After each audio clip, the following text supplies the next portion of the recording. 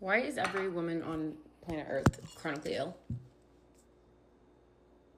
Asking for a friend, asking for myself. Like, I'm so confused. Well, it's not just anxiety like your doctor might have told you.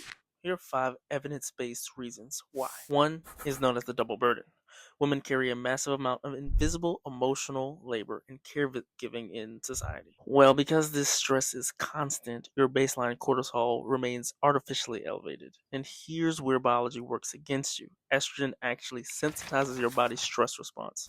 Your system eventually collapses under what is known as allostatic load, burning out your adrenal system. So, when you go to the doctor because your body has finally completely crashed, the standard 2D scans, the lab work, it's going to look normal because these tests are looking for structural issues. They're not looking for cellular, neuroimmune, or autonomic issues.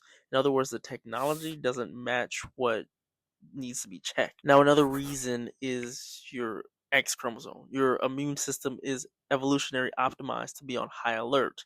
The X chromosome carries the largest cluster of immune related genes. Because women have two, up to 15% of these genes actually escape being silenced, giving you a hyperreactive immune profile.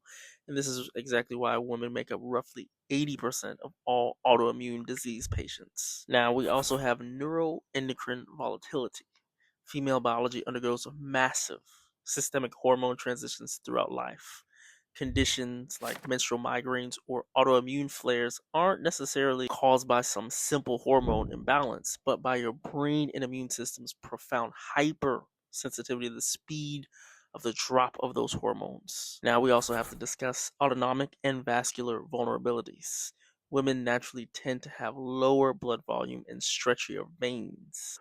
When you couple this with connective tissue laxity, blood pools easily in the lower extremities, and this causes chronic orthostatic intolerance, profound fatigue, and explains why conditions like POTS overwhelmingly impact women. And my personal favorite, the cellular energy trap. Women's immune systems are incredibly efficient at fighting acute infections. But if a virus goes subclinical or dormant, it can cause chronic low grade immune activation.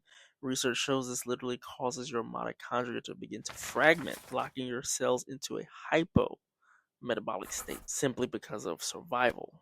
So you aren't just tired, your cells are in a measurable energy crisis the standard blood panels are completely blind to. Again, the technology is not matching what needs to be investigated. So ultimately, instead of ordering the complex functional tests that you actually need, the medical system defaults to its historical escape hatch. They dismiss it as, you guessed it, anxiety. Burnout actually isn't a psychological thing, it's physiological. Your symptoms are not in your head, it is a systemic structural breakdown of the nervous and immune systems. And this is ultimately why women bounce from specialist to specialist, not being heard or not being believed for decades. Ask the endo girlies how long it's taken for them to get a diagnosis.